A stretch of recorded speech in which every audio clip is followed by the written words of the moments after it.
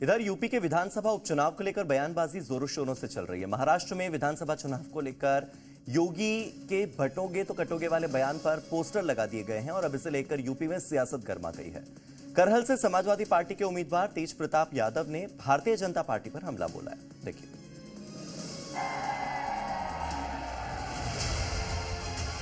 एक रहेंगे नेक रहेंगे, सभी नेक रहेंगे, बटेंगे तो कटेंगे। महाराष्ट्र में विधानसभा चुनाव होने वाले हैं। ऐसे में यूपी के मुख्यमंत्री योगी आदित्यनाथ की डिमांड का अंदाजा इस पोस्टर से लगाया जा सकता है। पोस्टर पर योगी आदित्यनाथ का वो बयान भी लिखा है जिसे वो कई बार दोहरा चुके हैं, बटेंगे तो कटेंगे। लेकिन अब इस पोस्टर और सीएम योगी के बयान पर विवाद भी शुरू हो गया। यूपी में विधानसभा चुनाव है तो जाहिर है यहाँ सियासी विरोधी इस बयान को लेकर भड़के हुए हैं। अब तो करहल से समाजवादी पार्टी के उम्मीदवार तेज प्रताप यादव ने भी मुख्यमंत्री योगी आदित्यनाथ के बटेंगे तो कटेंगे वाले बयान पर हमला बोला। उन्होंने कह दिया कि जनता को डराने के लिए ऐसे बयान दिए जा रहे हैं। मुझे कुछ भी कह सकते हैं और लगातार नफरत फैलाने के लिए, लोगों में भय व्याप्त करने के लिए ऐसे बयान जो है भाजपा के नेताओं आते रहते हैं।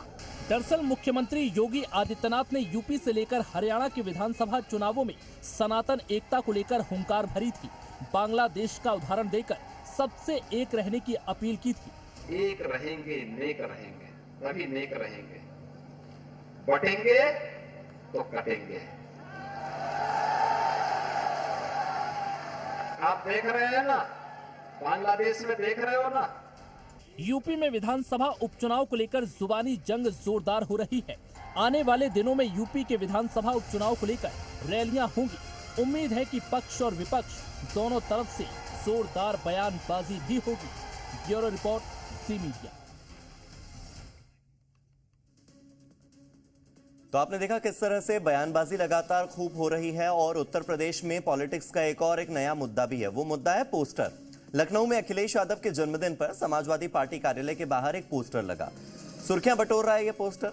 क्या पोस्टर के जरिए बड़ा संदेश देने की कोशिश है या फिर बस कार्यकर्ताओं की शुभकामनाएं भर हैं? क्योंकि 9 सीटों पर उपचुनाव 27 का सेमीफाइनल ही माना जा सकता है। क्या ये पोस्टर उपचुनाव में माहौल बनाने के लिए लगाए गए? वो तो ठीक है, लेकिन क्या 2027 के लिए ये उपचुनाव शुरुआत हो चुकी है राजनीति की? देखिए,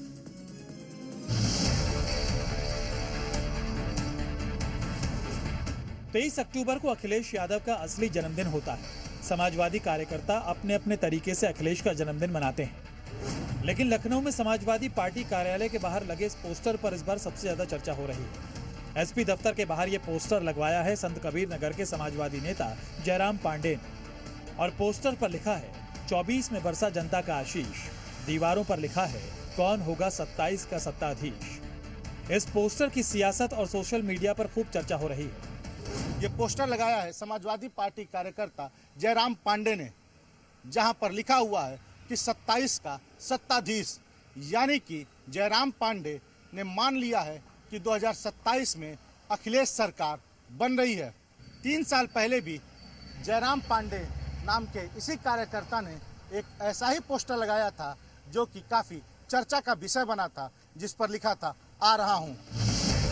लेकिन पोस्टर पर लिखी पहली लाइन बता रही है कि दूसरी लाइन यानी 2027 के लिए समाजवादी पार्टी कार्यकर्ताओं और नेताओं का कॉन्फिडेंस कहां से आ रहा है। 2024 में एसपी को यूपी में 37 सीटें मिली और लोकसभा चुनाव में एसपी सबसे बड़ी पार्टी बनी और उसमें अयोध्या सीट ने तो इस जीत में बड़ा माहौल बनाने का काम किया था। सिर्फ इतना ही नहीं, बल्कि यूपी में सीटें कम होने से बीजेपी बहुमत का आंकड़ा नहीं छू पाई और अब उसको सहयोगियों के सहारे सरकार चलानी पड़ रही है। लेकिन अब समाजवादियों की नजर 27 पर है, इसलिए नीचे संस्कृत में भी संदेश देने की कोशिश की है। क्योंकि 27 जीतना है तो सबको साधना होगा, इसलिए सेकुलर के साथ ही थोड़ा हिंदुत्व को भी संदेश देना होगा। 2017 में भी सपने देखे थे, 19 में भी देखे थे, 22 में भी देखे थे, 24 में भी देखे थे।